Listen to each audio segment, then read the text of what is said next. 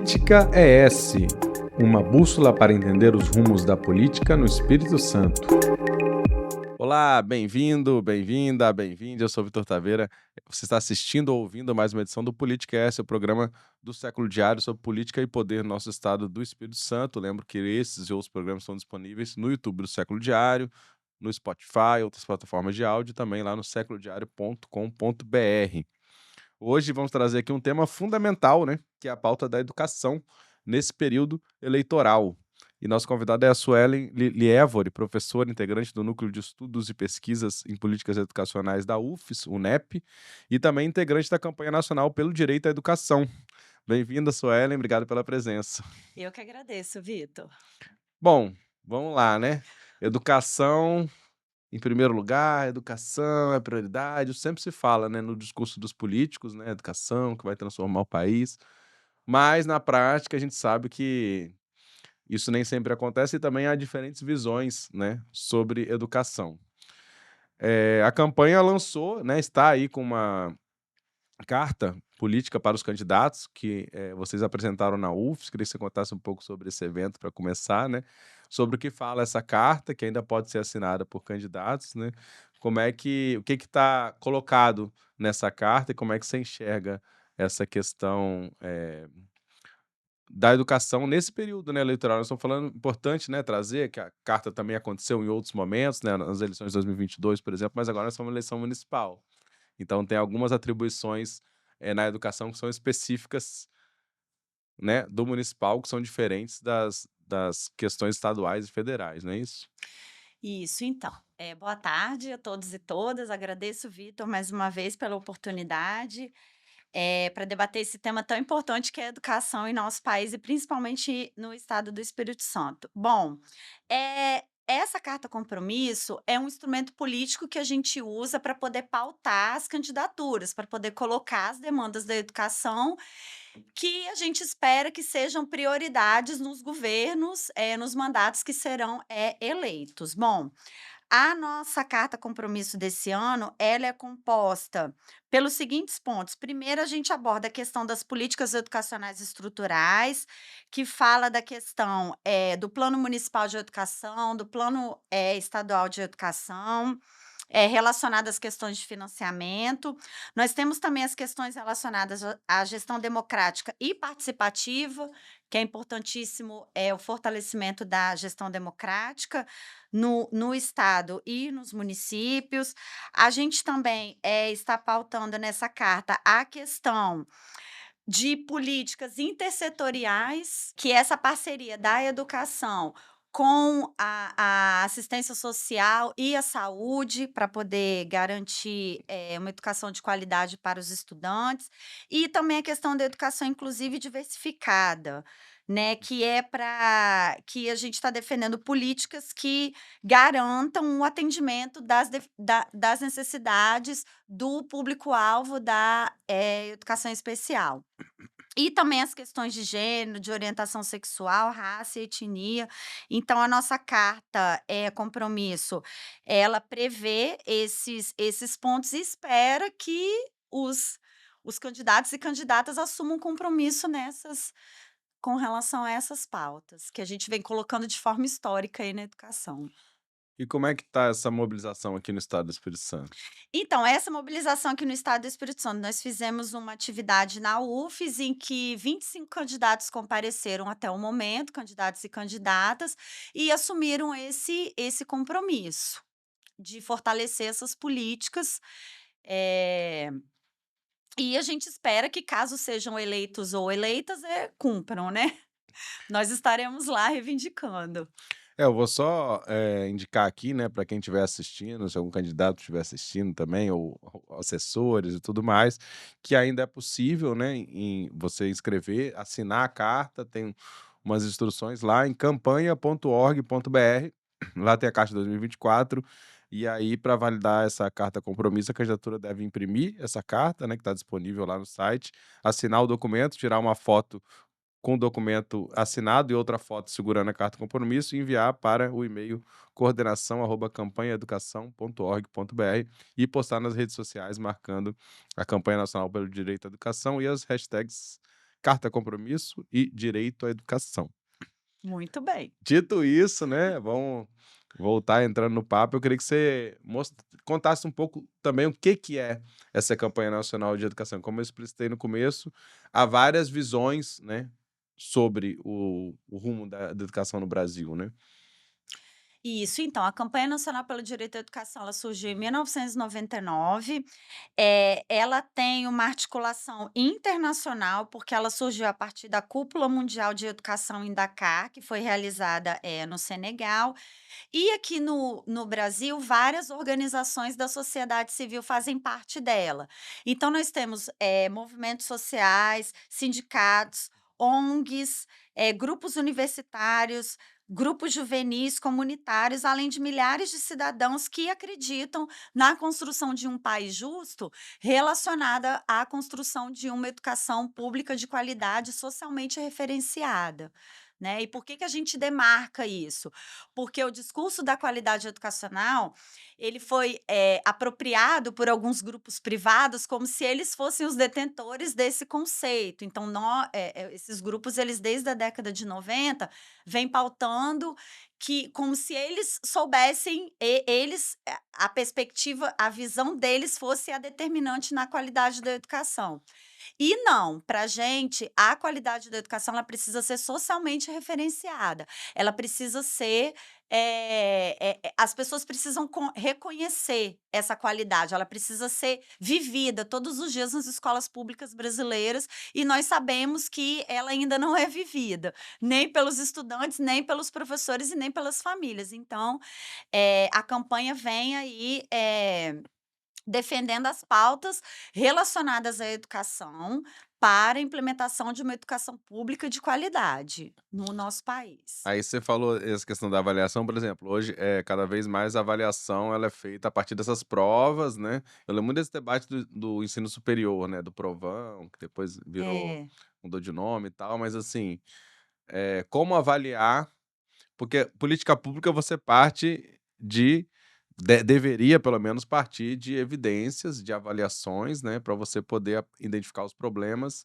e transformar. Hoje você tem essas provas que estão sendo, assim, decisivas no processo. Você entende que isso não abrange todo o processo? a questão dessas avaliações é exatamente isso, porque muitas avaliações, elas são elaboradas de forma distante dos professores, das professoras, elas não participam da elaboração dessas provas, e aí os índices que elas produzem são os únicos para determinados grupos que são considerados como parâmetros de qualidade. E nós entendemos que não. Por exemplo, a Campanha Nacional pelo Direito à Educação, ela defende o custo aluno-qualidade, que é uma série de parâmetros que precisam ser cumpridos relacionadas às condições estruturais das escolas, ao atendimento educacional que esse estudante tem na unidade de ensino, à valorização dos profissionais da educação, às políticas de formação continuada. Então, assim, não é só a questão da aprendizagem do estudante, tem uma série de situações que influenciam nesse processo e que também precisam ser avaliadas, que precisam ser consideradas nesses diagnósticos.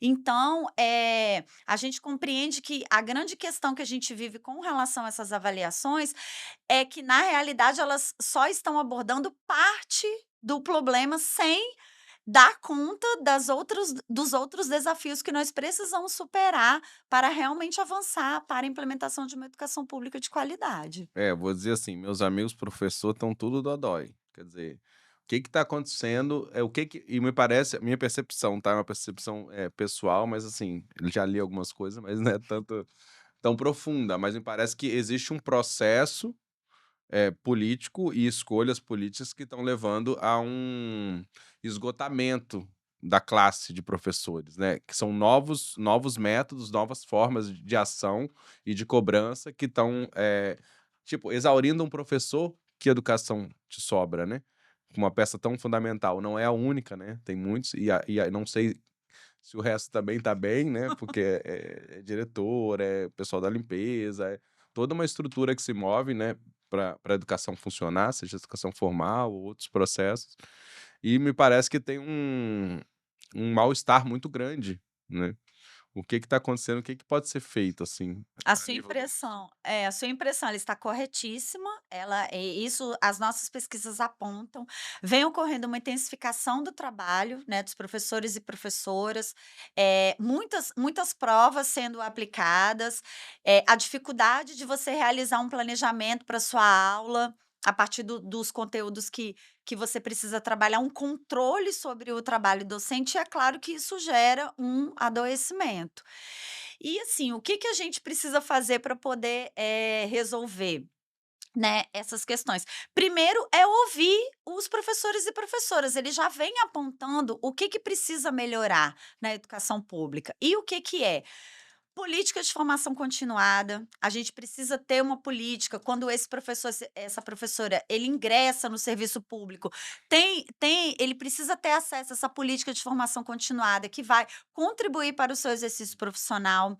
Ele precisa ter boas condições de trabalho, a condição física da escola precisa ser adequada, ele precisa ter uma valorização salarial, que é uma situação, assim, muito séria. Muitos municípios não cumprem a lei do piso, que é a lei que prevê uma política de valorização dos professores, porque, historicamente, a nossa profissão, é a que ganha menos se você comparar com profissionais que também têm curso superior. Então nós vivemos uma realidade no Espírito Santo que tem municípios que os professores estão com 85% de defasagem salarial. E isso prejudica os seus modos de vida, porque vai gerar intensificação do trabalho, ele vai ter dificuldade a ter acesso ao lazer, a atividades edificantes, ao tempo mesmo que a gente precisa para poder refletir, né, sobre a sociedade, sobre a nossa prática profissional. Então, assim, esses são os reais problemas que a gente vive, né? E assim, a campanha nacional pelo direito à educação vem com essa carta compromisso, com essa mobilização, nesse ano, porque é importante lembrar que o nosso Plano Nacional de Educação vence esse ano, e aí o governo federal tem essa atribuição de elaborar e enviar para o Congresso Nacional para que as discussões sejam feitas e para que a gente também possa participar. Esse plano nacional sendo aprovado, aí vem a questão que você perguntou: o que que cabe aos municípios e estado? Cabe a eles também intervirem nesse processo, porque o nosso grande desafio, assim, na educação pública diz respeito ao financiamento da educação, né. O plano nacional anterior previa o investimento de 10% do PIB, hoje nós investimos por volta de 5 e tem estudos que dizem que o necessário seria 14. Então, assim, a gente está aí com um desafio muito grande. E o que que cabe aos municípios e estados nesse momento? Pressionar o governo federal, atuar junto ao Congresso Nacional para que essa política de financiamento, ela realmente aconteça. E o que que precisa? A gente precisa que o governo federal, que a União invista mais em educação. Porque hoje como que funciona? Os municípios eles são o ente federativo que menos arrecada, mas eles são o que mais investe. Então, assim, a gente precisa que a União, que é o ente federativo que mais arrecada, invista mais. Então, qual que é o papel dos municípios e estados hoje? Pressionar para que a União amplie esse financiamento. E aí, aprovando o Plano Nacional de Educação, os vai ficar para estados depois das eleições, provavelmente, esse vai debate, né. provavelmente Vai a para partir de depois. novembro e no final e provavelmente só vai se né, vai acabar aprovando no final do ano, se aprovar, não sei. O Então governo federal, ele já protocolou o projeto de lei, assim, tem alguns pontos lá que a gente considera como um avanço, porque nós realizamos a Conferência Nacional de Educação em janeiro e nós fizemos alguns apontamentos foram incorporados nesse projeto de lei. Agora nos cabe mobilizar e pressionar para que eles sejam mantidos e para que a gente avance. Então, tanto o papel, não somente dos professores, professoras, dos movimentos sociais ligados à educação, mas também dos governos, né, dos governos municipais e estaduais, que pressionem também esse Congresso para poder ampliar o financiamento das políticas, públicas na educação, para que a gente possa avançar na melhoria. pois é, são muitas demandas, né. E aí a gente fala do município, por exemplo, na questão escolar, você tem, principalmente a educação infantil, né, isso, Isso. ensino as séries iniciais. Existem escolas, também de ensino médio municipais, né, mas eu acho que é minoria. Não, aí Não, né, o fica sob contrário, responsabilidade do estado. do estado, né. É, elas estão no território, mas são Mas sob tem questões, por exemplo, as próprias escolas do campo, a gente tem acompanhado no Século Diário, né, tem uma questão que muitas são estaduais e o governo quer municipalizar. E aí isso. as comunidades geralmente são contra, né, porque temem que o governo tenha uma estrutura maior e, digamos, mais firme do que um município que tem menos recursos, tem uma gestão diferente, que depende do político. Não que o estadual não dependa, mas o estado tem uma Aham. estrutura mais robusta, né, para frear algumas coisas. É, o que acontece, esses processos de municipalização, eles aconteceram de forma muito recorrente na década de 90, porque com a institucionalização da política de financiamento, o Fundef, né, no caso em 1990, para ter mais recursos, os municípios precisavam ter mais estudantes, porque o financiamento é per capita. Então houve uma corrida por estudantes, para poder, ampliar o financiamento. Ao longo dos anos, isso foi se consolidando e hoje nós e também na legislação está prevista essa organização. Os municípios ficam, em maior parte, responsável pela educação infantil e ensino fundamental, prioritariamente, né. O estado fica pelo ensino médio e também pelo ensino fundamental 2, mas de forma complementar, a maior responsabilidade ainda está sob o município, né. E o que acontece? Com relação à educação infantil, qual o desafio que nós vivenciamos? Foi ampliada a etapa obrigatória na educação infantil, 4 e 5 anos. Qual o movimento que a gente vem observando? Um fechamento de turmas de 0 a 3 para poder garantir as matrículas das crianças de 4 a 5. E isso é um problema que o PNE também terá de resolver. Na verdade, a gente precisa ampliar as matrículas e não, reduzi-las, né. Com relação aos fechamentos de turma também das escolas do campo, a gente também vem vivenciando esse processo de forma muito intensa aqui no nosso estado, vem sendo promovidos, núcleos, e esses núcleos, o que acontece? Você tira da população daquela comunidade o direito ao acesso a uma escola próximo da sua casa. E aí vai ter de ter mais investimento no transporte escolar, e aí vai gerar um gasto e também vai dificultar a vida dessa pessoa, porque ela vai deixar de estudar próximo à sua casa para estudar numa região que é mais distante, e isso, assim, a gente entende que não contribui para o direito à educação. Então a gente defende que não sejam fechadas as escolas e que, se houver essa necessidade, que seja dialogado com a comunidade, porque o principal desafio que nós estamos tendo nos últimos anos, principalmente aqui no nosso estado, também é importante a gente demarcar isso, é a dificuldade de diálogo com os governos. Então, a gente tem um desafio muito grande. A gestão democrática, ela está muito prejudicada em nosso estado. Era isso que eu queria abordar, exatamente, porque é o segundo ponto, né, a carta, só para, né, quem quiser acessar aí campanha.org.br, você encontra lá a carta 2024, ela é muito interessante, mesmo para quem é digamos, da categoria, mas para todo mundo, porque a educação faz parte, né, do nosso projeto de país. Então ela não aprofunda em cada tema, na verdade ela traz tópicos, mas tópicos que você pode, né, são algumas referências para você pesquisar melhor, para ter um panorama do que isso que seria um projeto, pra educação do país, né. E aí fala aqui, educação integral, inclusive, promotor das diversidades, que é outro ponto, aí você estava falando de gestão democrática, eu tô lembrando que por exemplo, a própria implantação de escolas em período integral tem sido uma polêmica constante por essa falta de diálogo. A gente viu agora, né, acontecendo já há alguns anos, mas agora em Vitória teve vários casos que as comunidades protestaram, né, porque a notícia chegou com a coisa já definida, assim, ah, vai ser assim, vai ser assado. Então, aí tá tendo uma série de debates, mas eu queria que você esmiuçasse um pouco. Eu lembro que o Século também publicou, né, uma reportagem falando dos planos de governo, né, e poucos deles falam sobre a gestão democrática das escolas. O que que seria essa gestão democrática e como fazê-la, né? O que que pode ser feito nesse sentido para melhorar? Isso, então, assim, na década de 80, né, que os movimentos da educação sociais, eles foram bastante intensos, incidiram muito na Constituição Federal de 88 e posteriormente na LDB em 1996. E assim, por que que esse é um princípio tão importante pra gente? Porque, eh é por meio da gestão democrática que nós conseguiremos discutir as políticas educacionais que são necessárias para aquela comunidade escolar. É, é um princípio estabelecido na LDB, e como que você consolida esse princípio? Nós temos os conselhos de escola, que têm a participação dos professores, dos demais profissionais da escola, das famílias, da gestão. Então, ali é o lugar, é o locus que nós iremos debater sobre as necessidades da educação.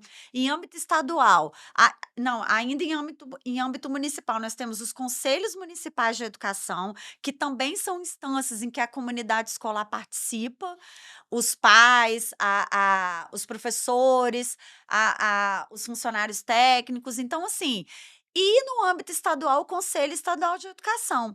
Então, todos esses órgãos, eles precisam sustentar e defender fazer com que a gestão democrática aconteça. E eles precisam funcionar, né, eles têm a função deliberativa, consultiva, e eles sempre precisam ser consultados. Por exemplo, o governo tem uma ideia lá de política que quer implementar, é importante que ele mande esse projeto, essa ideia para os conselhos, para as escolas, para que haja essa discussão e volte. No caso e que o que foi acumulado nessas discussões seja considerado. Uhum. No caso da educação em tempo integral, nós somos contra? Não, jamais, sempre foi uma pauta, né. Primeiro, assim, porque a gente vive num país com desigualdades sociais latentes, então muitas famílias precisam realmente trabalhar, e aí precisam que as crianças fiquem, num ambiente que ela vá poder se desenvolver enquanto ser humano, que ela tenha acesso aos conhecimentos, tenha acesso a atividades culturais, edificantes, e também por conta disso, que é importante, enquanto espaço público, que a escola assuma essa função em determinadas localidades, que a gente sabe que tem determinadas localidades que a criança não tem acesso, né, a teatro, a uma atividade de lazer e cultura. Então é muito importante. Só que essa política, ela precisa ser implementada de forma dialogada com a comunidade. Qual que é a sua necessidade? Né, nós temos alguns bairros aqui de Vitória que a escola, ela funciona até às 16 horas. Então, assim, será que atende a comunidade? E outra coisa, quais projetos estão sendo trabalhados ali dentro? Né, quais atividades as crianças estão fazendo nessa política de educação em tempo integral. Por isso que você precisa discutir, porque quando você discute, vem vários atores debater aquilo ali e você consegue produzir uma síntese para fazer uma política realmente que tenha significado para aquela comunidade. Porque esse é o papel da escola pública, atender às necessidades da comunidade escolar de acordo com o que está previsto nos princípios legais. Então, por isso que a gestão democrática ela é tão importante. A gente precisa o tempo todo estar debatendo, foi um princípio, assim, conquistado com muita luta, não é um princípio fácil da gente, garantir, porque demanda muito tempo, muita discussão, mas é assim mesmo, a democracia, né, ela é assim, e aí a gente precisa defendê-la no âmbito da gestão da escola pública, porque é importante a gente relembrar que a escola pública, ela foi uma conquista, né, da classe trabalhadora, ela sempre defendeu para os seus filhos o acesso a uma educação pública de qualidade. Então a gente precisa, que a comunidade escolar, que os professores, que os profissionais da educação debatam essa educação, porque todos fazem parte dela e é um princípio, assim, fundamental para que a gente possa avançar na garantia de uma educação de qualidade. Pois é, a carta cita também, fortalecimento dos grêmios estudantis, associações de pais e mães responsáveis, né, quer dizer, tem uma série de possibilidades, inclusive essa questão dos grêmios, da organização, quer dizer, um fomento de fato à participação do estudante, porque o estudante tem muito pouca voz, né, dentro da escola, Isso. e cada vez mais eles têm mais informações, eles têm condições de contribuir, e isso obviamente, Quanto mais atores, mais, conflito você vai trazer de alguma maneira, né. A questão é que os gestores não querem trabalhar com conflito, não entendem que o conflito, na verdade, é positivo para gerar essa dialética, né, essa Esse coisa das movimento. ideias contrapostas, gerando uma nova ideia, acordos que vão permitir avançar junto também, né. Então, parece que há esse temor de que pela participação, né. E a visão do gestor também é que eu tenho pouco tempo, eu preciso resolver, preciso fazer entrega, preciso aparecer para estar na próxima eleição, né, preciso inaugurar a escola, preciso tal. E aí você vai atropelando todo o processo, basicamente isso é o que acontece, né, pelo menos que a gente vê na maioria dos casos, obviamente temos exceções que confirmam a regra, né. É. E assim, a carta fala também, né, das EJAs, né, educação, de jovens e adultos, que pelo jeito está no mesmo processo também, né, de esvaziamento, de ter menos turmas, porque a gente um pouco que teve um avanço muito importante nas últimas décadas, né, de alfabetização, mas pessoas que ainda existem pessoas que ainda não foram alfabetizadas ou não concluíram, eh, enfim, seu ensino, fundamental, Fundamental, médio, médio, aham. que a partir daí tem inclusive oportunidade de trabalho e coisas mais que elas Uhum. podem, conquistar a partir daí, né. E acaba sendo uma população, relegada, né. Obviamente, porque nós estamos falando de questão de classe, de étnico-raciais e tudo mais. É uma dívida histórica que a gente tem com essa população e que não vem sendo, resolvida, né, muito pelo contrário. A gente percebe essa questão do fechamento, de turmas da EJA, assim, como uma situação muito preocupante também, né. E aí a nossa carta compromisso, ela aborda isso, a necessidade de que não sejam, que o direito dessas pessoas à educação não seja desrespeitado e que haja políticas de financiamento para a garantia desse direito, né, porque eles têm direito à educação, então ele precisa ser garantido. Agora, Suela, a gente tem, nessas eleições e nas últimas eleições, né, um ator que não é novo, mas que está com um poder, que nunca teve, pelo menos na história recente do Brasil, que é a extrema-direita, né. E que tem muitas de suas pautas, na educação. Queria Uhum, que você falasse, assim, como que pautas você acha que são essas principais que estão sendo colocadas nesse período uhum, eleitoral e antes dele? uhum. Qual, né, o que que elas representam e no que elas diferem, né, dessa carta? É. Eu vou citar uma aqui que fala, né, que é a questão do próprio homeschooling, né, que é uma pauta, Aham. crescente, enfim, tem essa vigilância dos professores, certa perseguição, né, que tem isso são coisas bem preocupantes, né. É, na verdade, assim, o que eu vejo, é que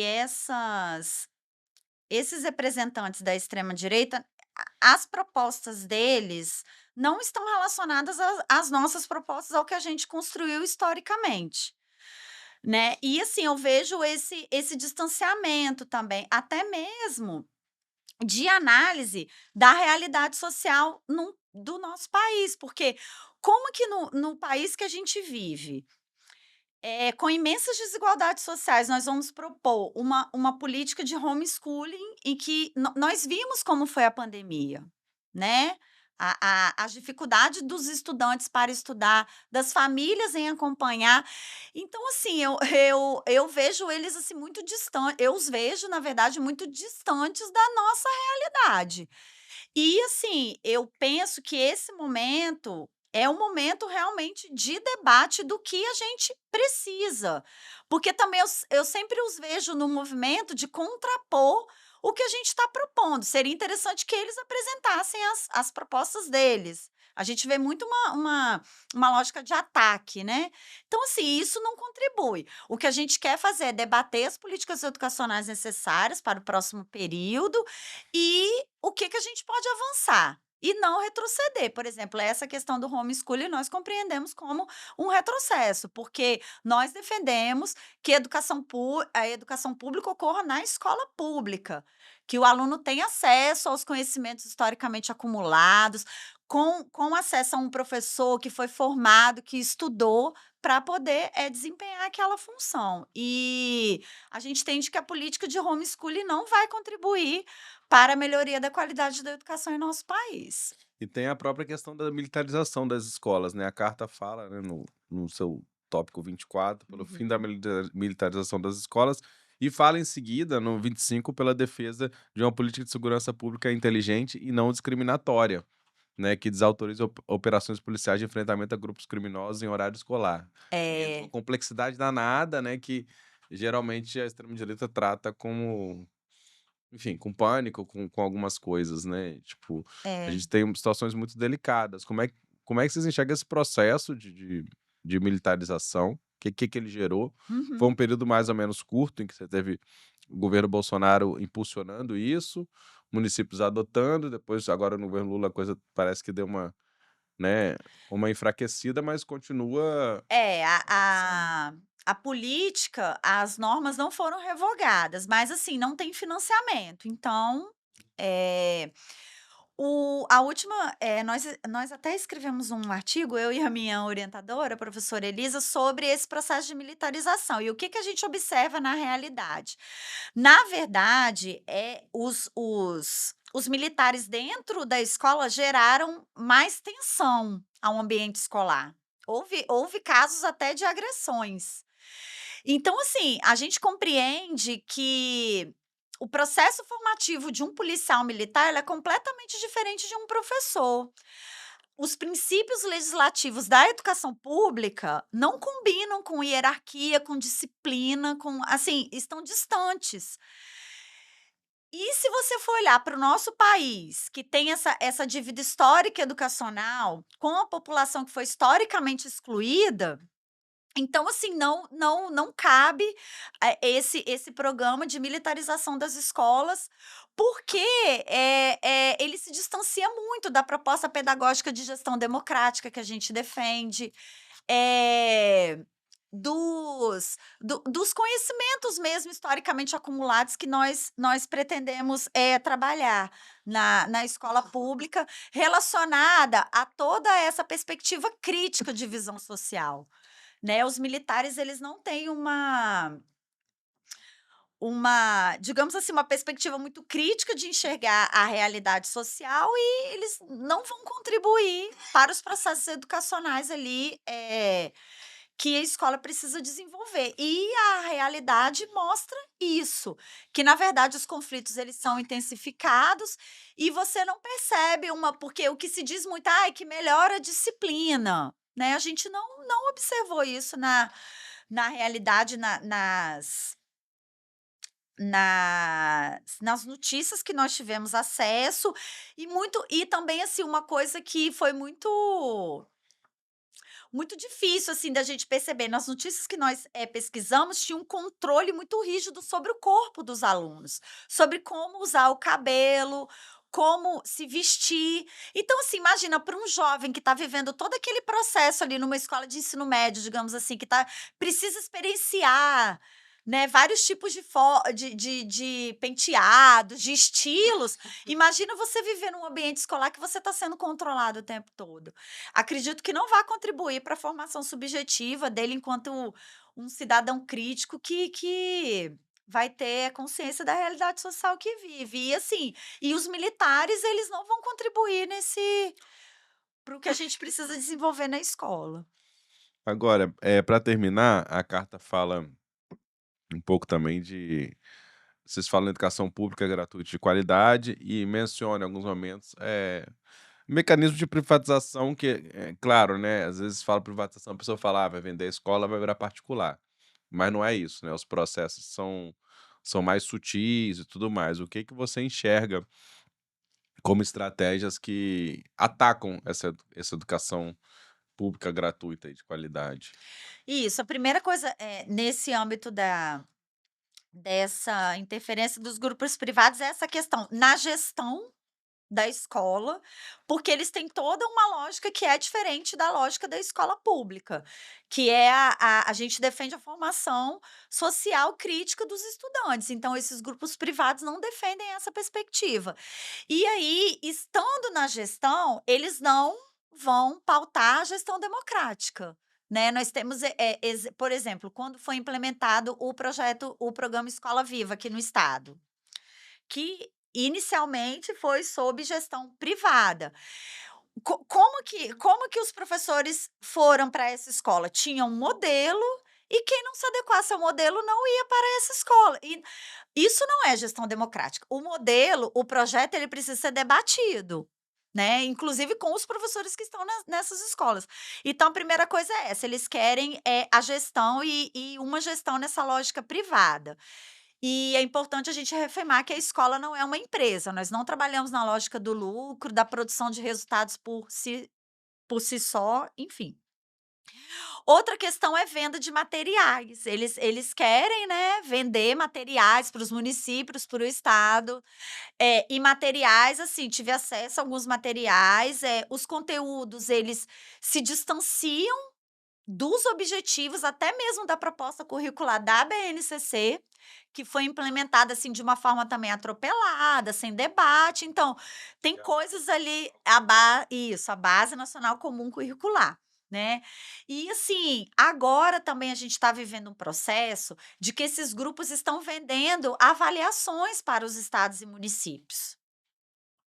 E essas avaliações também com conteúdos distantes dos que os professores estão trabalhando, distantes até mesmo da realidade social dos estudantes. Então, assim, são situações, assim, que são muito complicadas, a gente precisa debater, nós avançamos no financiamento da educação pública, nós precisamos avançar mais, mas é importante que esses recursos fiquem sob gestão pública e não seja transferido para grupos privados. Na educação infantil também a gente vive a questão das creches conveniadas, que é o repasse dessa gestão, são creches que ficam sob gestão privada, filantrópica, e são repassados recursos para elas, e elas que fazem a gestão. Então, assim, são mecanismos de privatização que nós precisamos estar atentos e nos posicionarmos de forma contrária, porque eles não contribuem para uma educação pública de qualidade. Na verdade, eles retiram os recursos da educação para outros fins, que não são os que a gente defende, historicamente. É isso, obrigado, sou Ellen Évore. Bom, fica aí o convite para quem quiser conhecer a carta, seja você candidato ou não. O candidato que assinar tem que se comprometer de fato. O endereço é fácil, campanha.org.br. Continua aberto, imagina aí até as próximas semanas, né? Falta pouco, mas logo chega as eleições, 6 de outubro, primeiro turno. E obrigado pela presença, pelas contribuições, que ajudam muito a gente a entender um pouco mais desse panorama da É. educação. Eu agradeço, peço muita atenção aí aos ouvintes nesse processo de eleição, lembrando que será esses representantes no executivo e esses representantes nas câmaras, na Assembleia Legislativa, que irão, na Câmara, né? Não tem para deputado esse ano, já estou. Que irão debater os planos. Então, a gente precisa de muito cuidado, muita responsabilidade para eleger representantes realmente comprometidos com uma educação pública de qualidade. E eu agradeço e até a próxima, Vitor. Aí, eleição municipal é de sala da eleição nacional, então daqui a 2 anos já, e tudo começa a ser resolvido já, né? Isso. Então esse foi o Política S, o programa semanal do Século Diário, vai todas as quintas-feiras, com apresentação e produção minha, Vitor Taveira, apoio técnico aqui do Alexandre Bisinotto, no estúdio Rocket Filmes. Siga já os canais Século Diário, YouTube, plataformas de áudio, você vai receber aí em primeira mão assim que tiver uma atualização nossa, e entra também no séculodiario.com.br, o site tem notícias novas todos os dias, não só os vídeos, mas muito mais reportagens da nossa equipe aí de jornalismo sobre o Espírito Santo. Beleza? Obrigado e até logo.